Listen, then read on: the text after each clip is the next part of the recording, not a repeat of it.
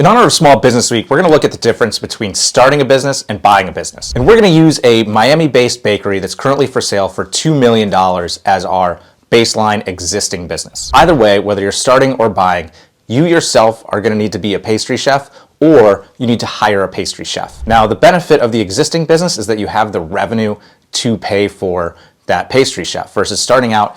It's probably more likely needs to be you, or you need to be partnered with someone who is a pastry chef. Our Miami listing, they say they deducted a salary for a pastry chef from the numbers that they're advertising, which obviously implies that the owner that's leaving is the current pastry chef. So you're gonna have to hire someone, but it's already taken into account in the numbers of our existing bakery. Next, you need to find a location. Now, our Miami bakery, it's not clear how much of their sales come from retail and wholesale, so we're not completely clear how important the location is to that particular business.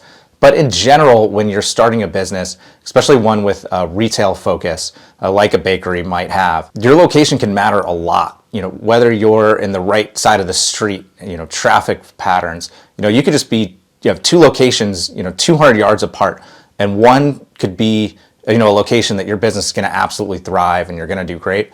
And the other one is just a little bit off the path, and that one, it might not succeed at all. So, 200 yards in location can make a huge difference. And it's crazy in some cities where you can see, certain areas that are, especially in downtown areas that are doing really well, and you just go one block in the other direction and things aren't going to work there. So one of the pluses, of course, of buying is that you already know if that location's working or not. So whatever the level of revenue that location is generating, that's kind of the level of revenue that location generates. So you don't have to guess like you do if you're starting new. So back to our Miami bakery, they're currently leasing a 2,000 square foot location for $8,100 per month. Now, just to put that in context, so to pay that $8,100 a month, you're going to need to sell $12,000 worth of baked goods per month just to be able to pay that rent. So after you subtract out your direct costs of the baked goods. And that doesn't include all your other expenses like your salaries, your insurance, your startup costs, your equipment,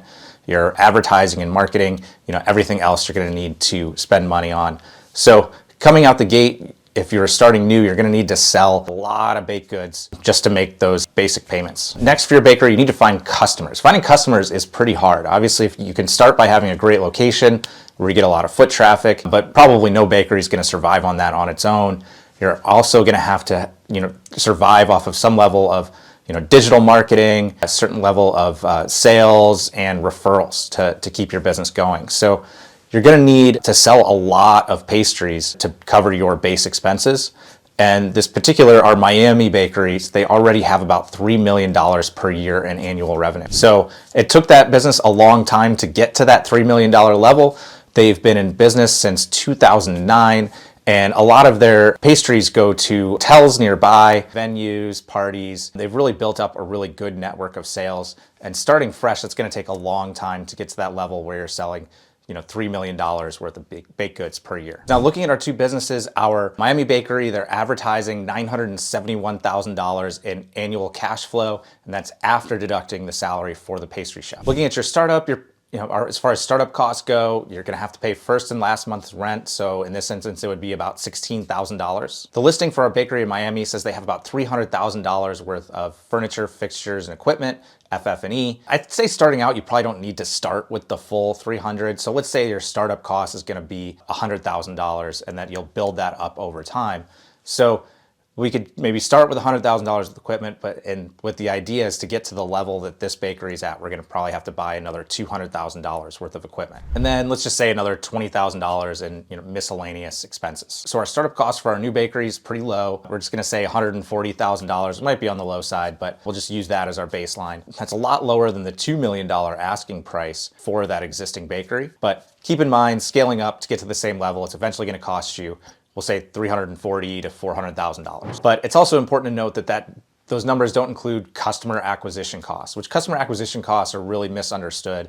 They're usually one of your biggest expenses. So to go from 0 to $3 million in sales, you're going to have to spend money on sales and marketing. That's going to be one of your bigger expenses. Now, on the buy side, your required down payment would probably be about $110,000 when you cover all the other costs, the legal, the SBA fees, everything that goes into it.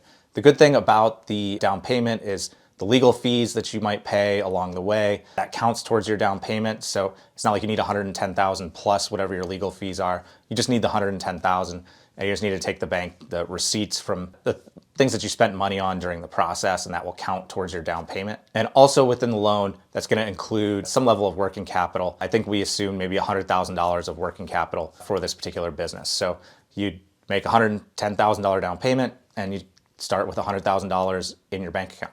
So in this instance, our upfront costs aren't that much different. $140,000 to get started with a fresh bakery, $110,000 to buy this existing bakery. But then you have to account for that most businesses lose money for the first 3 years on average. So you'd expect that a new startup bakery to lose probably $50,000 to $100,000 per year. So you're going to need cash to put into the business to cover those operating losses. And you're also going to need some other source of income so that you can pay your mortgage and your car payments and eat and do all the things that are required to be a living human being. And for our existing bakery, if the advertised cash flow is correct, then your after loan payment cash flow is about $645,000 per year. So you'd get positive cash flow right off the bat. Versus starting a new place, you're likely going to lose money for the first few years. So what do you think? Are you buying or are you starting?